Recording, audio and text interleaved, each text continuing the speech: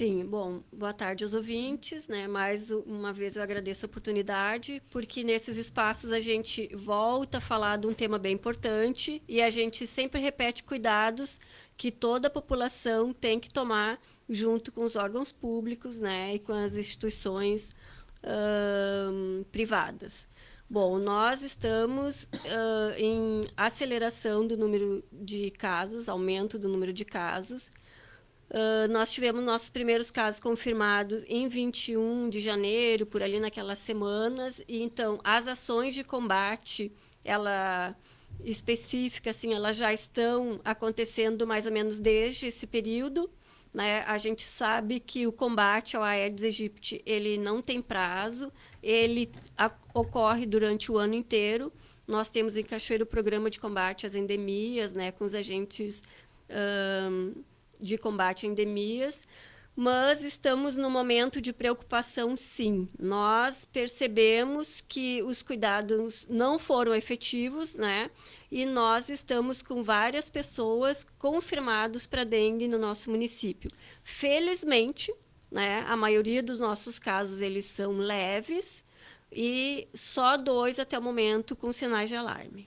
Nós temos do dia, hoje, o último levantamento, dia 11, 40 casos de dengue em Cachoeira. Sim, nós estamos toda semana recebendo mais uma notificação e estes casos, como já divulgamos, eles se concentram no bairro Santa Helena. Então, todas as ações de cuidado que as equipes de combate a endemias estão fazendo, agora nós estamos somando outros protocolos, né? E amanhã a gente vai combinar com um evento que a gente gostaria da maior adesão possível, tanto da população que vai receber os profissionais, como dos órgãos que vão participar, vão desempenhar este trabalho da melhor forma possível. Né? Nós vamos fazer, então, o primeiro mutirão de combate à dengue, e ele vai acontecer a partir das 7h30. Nós temos no Santa Helena 23 casos. Desses 40 casos de dengue, mais 2 com o sinal de alarme, que é o caso mais grave. Mas não é de agora. Esses números do Santa Helena, eles já vêm se mantendo há muito tempo, desde que começou essa contagem. Sim, mas é até esperado, né? Porque a gente tem as pessoas sabendo que tem um caso confirmado, né? No vizinho próximo ou numa área próxima, né? Ou até um familiar, ele acaba sentindo alguns sintomas suspeito, que depois eu vou reforçar aqui quais são estes, quais os sintomas que a gente tem que ficar atento e se testa. Né? Então, é esperado que os números, quando a gente começa a confirmar, alguns números se concentrem no mesmo bairro, porque as pessoas já suspeitam mais. Quando algumas pessoas têm os mesmos sintomas, mas não ouviram falar de ninguém confirmado no bairro, acabam não procurando o serviço de saúde e não se testando. Então, com essa afirmação, eu vou reforçar aqui que todas as pessoas em qualquer parte do nosso município que tenham sintomas suspeitos de dengue, que eles procurem o serviço de saúde o mais precoce possível. Eu tenho aqui, agora atualizando a nota, né? Foi mais 15 casos de dengue na última semana em Cachoeira do Sul. A manchete está errada, viu? Não é? Continua aqui a matéria dizendo que o Santa Helena lidera o caso agora com 23 casos. Né? E já são no total 42 casos, tá tudo certo. Então, Santa Helena. E há uma diferença muitíssimo grande do Santa Helena para os outros bairros, por exemplo. O que vem em terceiro lugar aqui, no número de casos, Santa Helena com 23, mas o Promorário Gonçalves com 3, os outros com 2 e os outros com um caso apenas. Não, Santo Antônio também tem 3 casos. Quer dizer, há uma disparidade enorme do Santa Helena com relação ao restante da cidade. Uma das razões foi essa que eu comentei, né? As pessoas estão morando no bairro que sabem que tem casos, se testam mais. Mas a gente tem que lembrar que essas pessoas circulam, né? Circulam, vão trabalhar em outros bairros, né? Alguns vêm trabalhar no centro. Então, estes dados aí são da residência das pessoas, né? Que a gente recebe na notificação. A notificação acontece, os serviços de saúde, quando tem um paciente com um caso suspeito de dengue, ou a gente já recebe dos laboratórios e farmácia com laudos confirmados, né, de dengue, a gente já encaminha no mesmo momento que a vigilância recebe, que a vigilância epidemiológica recebe, a gente já encaminha para a vigilância ambiental para eles colocarem dentro do trajeto, né, já colocar como preferência aqueles locais para desencadear ações de bloqueio de transmissão, né? Com as ações de eliminação de foco, uso de inseticidas, larvicidas, conforme os protocolos. Mas é esperado agora que nas próximas semanas a gente tenha casos em outros lugares, porque as pessoas elas nem sempre se contaminam onde elas residem, né? Às vezes eles se contaminam num bairro que eles ficam o dia inteiro, mesmo a gente sabendo que provavelmente seja onde a gente more. Por quê? Porque o momento de maior circulação dos mosquitos, quando eles já estão na forma aladas, é bem no início da manhã e no fim do dia, né? Que eles circulam mais, que seria um momento em que as mosquitas vão procurar sangue, vão se alimentar para fazer a postura dos ovos. Então, a gente sabe que este é o momento de maior circulação. E a gente, normalmente, nesse período, ou a gente está saindo do domicílio, ou chegando, ou se deslocando para o trabalho, para as escolas. Então, o que a gente também quer alertar? Que a gente tem que evitar a criação do mosquito no seu domicílio, né? Acabar com o foco, mas também a gente tem que colocar barreiras na janela, fechar a casa mais cedo, usar inseticidas liberados pela Anvisa, repelentes liberados pela Anvisa, principalmente nesses períodos. Enquanto a gente está se deslocando para o trabalho e levando as crianças para a escola ou retornando. Então, este repelente, muitos já dizem ali na própria bula o período que ele fica agindo e qual a faixa etária que ele deve ser usado. Então, bebês também as mães têm que ter esse cuidado. As crianças que estão indo para a escola, para a creche também, porque não é só a roupa que protege. Essa barreira, a gente já sabe que ela não é eficaz.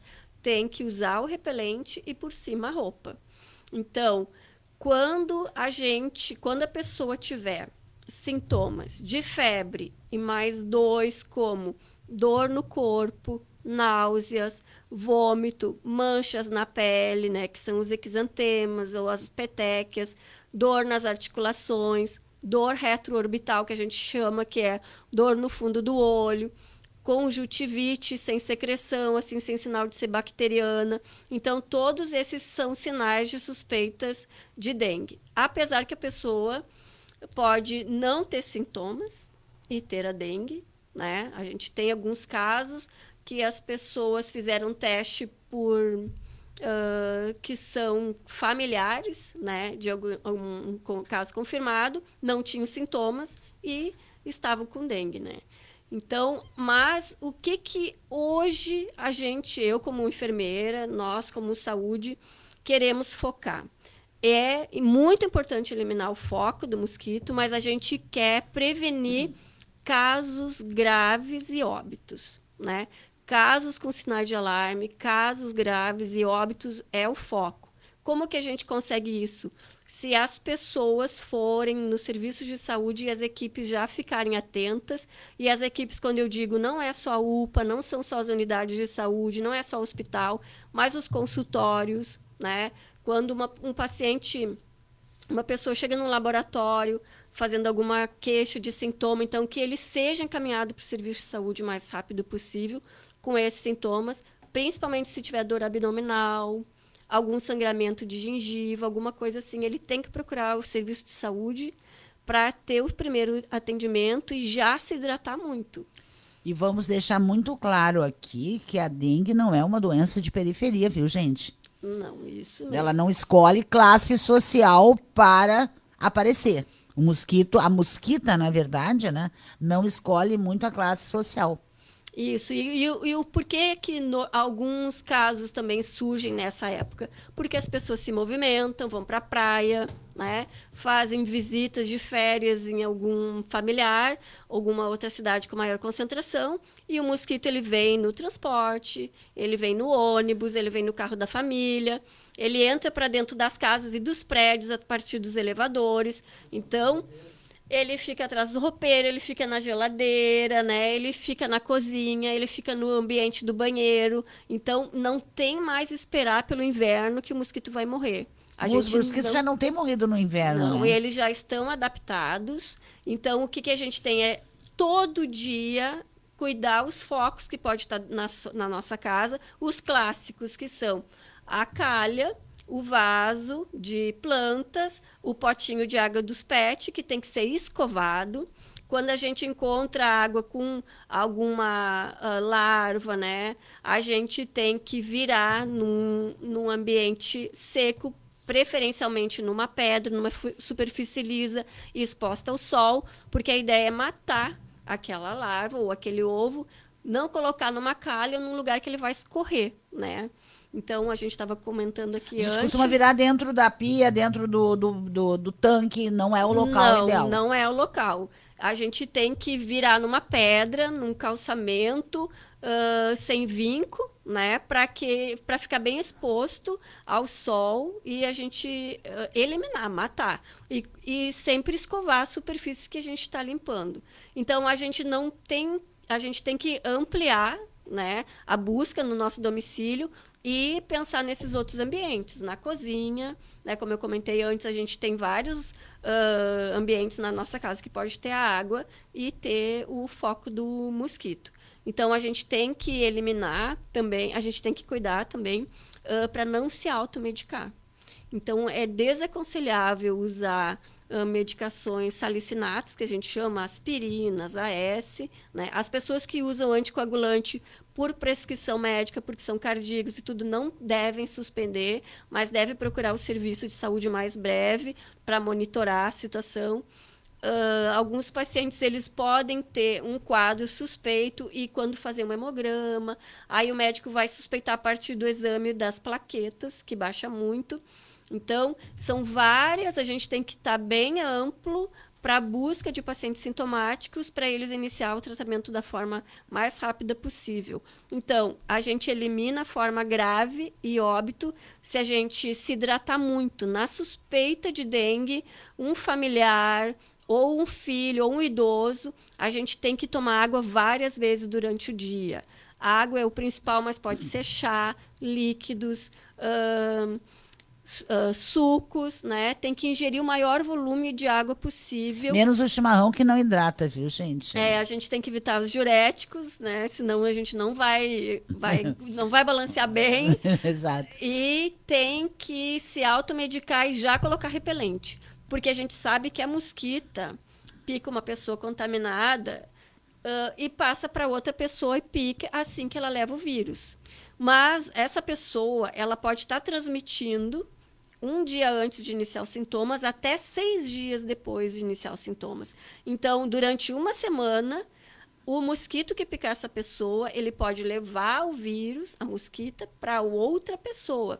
Então, durante esse início da fase aguda, o ideal é que o próprio doente, o próprio suspeito de caso de dengue ou outras arboviroses, ele tem que usar repelente. Sempre que possível, fechar a casa também, né, com telas, para usar o inseticida, aquele doméstico mesmo, para eliminar um provável vetor ali da doença. Bom, de qualquer maneira, eu não tive dengue, espero continuar assim, né? Mas pessoas que tiveram dengue, elas relatam que essa dor muscular nas juntas, essa dor ela é terrível. Ela é muito dolorida, né? E que é uma experiência muito absurda, né? Ser contaminado por dengue e ter todos esses sintomas. E de preferência a pessoa precisa ficar no isolamento, André? Não, o isolamento, o que seria? O repouso, que junto com a hidratação a gente sempre recomenda. Repouso. Por quê? Porque se uma pessoa está doente, um vírus entrou no organismo, ele vai usar a estrutura da célula ali para se multiplicar, então ele vai deixar a pessoa enfraquecida. Ele vai se multiplicar muito rápido, vai deixar a célula muito enfraquecida. Por isso que a dengue ela tem 3 fases. Então, no início tem a fase da viremia ali e logo depois é a fase crítica.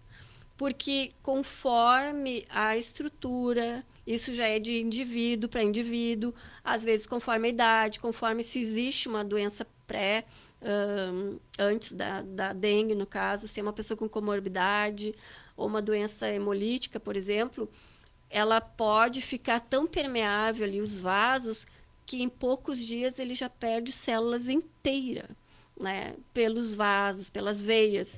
E é caso de internação. Que então, seria aquela dengue hemorrágica.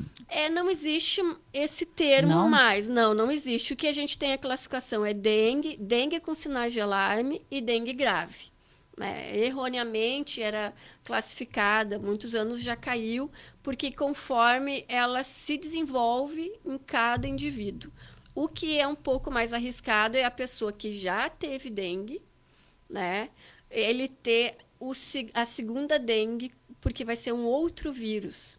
E daí o anticorpo, que da primeira vez ele cresceu, não conseguiu eliminar o vírus, dessa segunda vez ele cresce pouco. A pessoa não consegue desenvolver tanta proteção quando ele é novamente atacado e é um segundo vírus. Então, é mais complicado quando a pessoa já teve dengue, tem que evitar muito ter a segunda vez. E nós já temos os 2 vírus circulando no nosso município. Mas que mosquita ordinária, né? Vamos levar em conta. O caso não é de brincadeira, gente, mas é preciso. O que a Andrea está dizendo pode parecer o apocalipse, mas realmente é uma situação muito grave. Porque muita gente acha, eu tive dengue, então não pego mais dengue. Não é verdade. Não é verdade. Porque se a gente sabe que nós, cachoeirenses, já sabemos desde o ano passado que temos circulando 2 vírus de dengue, a gente tem, no mínimo, chance 2 vezes, né, de pegar a dengue. Então, a gente tem essa segunda chance, o ideal é que não tenha nenhuma vez, que provavelmente o organismo não vai ter tanta defesa mais. E ele pode evoluir já para uma dengue com sinais de alarme e gravidade. Conforme esse indivíduo vai sendo contaminado a primeira vez é um tipo, ele pode na segunda vez ter uma dengue mais grave, terceira mais grave, por aí vai. Ele pode ter uma viremia menor com outros vírus diferente do que a primeira infecção que ele teve, né? Mas normalmente da primeira para a segunda, se ela é muito próxima, a gente sabe que os anticorpos que da primeira vez cresceram, na segunda vez eles crescem menos. Então a defesa do próprio organismo é menor. Mas se a pessoa correu, teve os cuidados, se hidratou, ela pode ficar estável. Não depende tanto só do vírus, depende de como cada um age. Por isso que a nossa orientação, além de evitar o vírus, é ter a conduta adequada. Ir precocemente até o serviço, se hidratar, não se automedicar, né? E fazer o repouso no primeiro momento para o organismo conseguir reagir. Então, não tem um prazo ideal. Tem que ficar 5 dias, tem que ficar 10, tem que ficar conforme a avaliação, né, conforme são os sintomas que aquela pessoa está sentindo. Tem vacina contra a dengue em Cachoeira? Não temos vacina. O que nós temos é que tem uma nova vacina de produção nacional que provavelmente, a partir de 2026, a gente vai ter um leque maior para uma população maior. Porque a gente sabe que com as primeiras epidemias, o Brasil adquiriu uma quantidade X que o laboratório tinha disponível, mas ele elencou cidades específicas, que eram as que tinham mais de 100 mil habitantes, que tinham um número de óbitos consideráveis, né, de dengue, e maior número de casos em internação e UTI. Né? Nós, felizmente, já tivemos óbitos em Cachoeira, mas a maioria dos nossos casos, eles são leves. Bom, de qualquer maneira, os antivacinas aí, por favor, se não podem ajudar, que não prejudiquem, né? Porque vacina é importante, todo mundo, vacina boa é que está no braço. Nós temos aí um avanço considerável de casos de sarampo, inclusive com óbito. Coqueluche voltou. Nós estamos trazendo de volta, por essas campanhas antivacinas, doenças que estavam absolutamente erradicadas. Isso. Eu vou aproveitar o gancho da coqueluche, né? E comentar que nós tivemos casos o ano passado e que a gente gostaria que nessa volta às aulas, então, os cuidados fossem redobrados. É a volta, então, das pessoas em cidades ou outra que pode ter tido circulação maior do que a nossa. A gente sabe que são casos em todo o Rio Grande do Sul e no Brasil de volta da coqueluche, principalmente na faixa etária dos adolescentes, mas nós tivemos coqueluche nos adultos, também em Cachoeira.